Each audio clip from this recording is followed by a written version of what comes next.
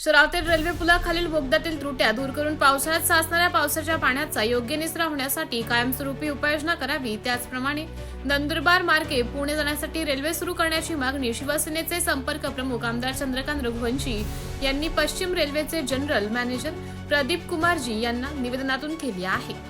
नंदुरबार स्थानकावरून अमृत भारत योजनेअंतर्गत विविध विकास कामे करण्यात येत आहेत। कामाची पाहणी करण्यासाठी पश्चिम रेल्वेचे जनरल मेजर प्रदीप कुमारजी गुरुवारी आले असता आमदार रघुवंशींनी निवेदन सादर केलं। नंदुरबार शहरातील नळवा रस्त्यावर रेल्वे पुलाखालील बोगदा तयार करण्यात आला आहे। या बोगद्यातून मोठ्या संख्येने नागरिक प्रवासासाठी वापर करीत असतात। तथापि पावसाळ्यात बोगद्यामध्ये मोठ्या प्रमाणात पाणी साचते, ज्यामुळे पादचाऱ्यांना आणि वाहनांना त्रास होतो। पाणी साचल्यामुळे पावसाळ्यात जवळजवळ 4 महिने बोगदा पूर्णपणे बंद राहतो। त्यामुळे वाहतूक कोंडी होते आणि नागरिकांना त्रास सहन करावा लागत असल्याचं निवेदनात नमूद करण्यात आलं आहे। बोगद्याची जबाबदारी रेल्वेची। निवेदनात असं म्हटलंय की बोगद्यामध्ये साचलेल्या पाण्याचा रहिवाशांच्या आरोग्यावरही विपरीत परिणाम होत आहे। साचलेले पाणी काढून टाकण्यासाठी नंदुरबार नगरपालिका परिषदेला या समस्या सोडवण्यासाठी मोठे बूस्टर पंप बसवावे लागतात। तथापि या प्रकरणाची जबाबदारी पूर्णपणे रेल्वे प्रशासनाची आहे।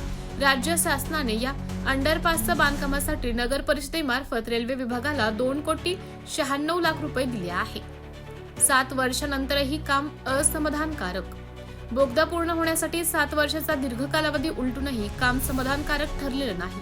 रेल्वे प्रशासनाने पावसाळ्यात साचणाऱ्या पावसाच्या पाण्याचा योग्य निचरा होण्यासाठी कायमस्वरूपी उपाय तयार करून त्याची अंमलबजावणी करावी। यावेळी शिवसेना जिल्हा प्रमुख ॲडव्होकेट राम रघुवंशी, उपनगराध्यक्ष प्रथमेश चौधरी, बांधकाम सभापती देवेंद्र जैन, पाणीपुरवठा सभापती कैलास पाटील, आरोग्य सभापती प्रीतम धंडोरे, नगरसेवक किरण रघुवंशी, नगरसेवक यशवर्धन रघुवंशी, कुणाल वसावे, नरेंद्र चौधरी, राऊ मोरे, प्रवीण गुरव, चेतन वळवी, पप्पू गिरासे, जितेंद्र मराठे, रोशन कुरेशी, प्रशांत चौधरी, भूषण नेरे, सुभाष पान पाटील आदी उपस्थित होते।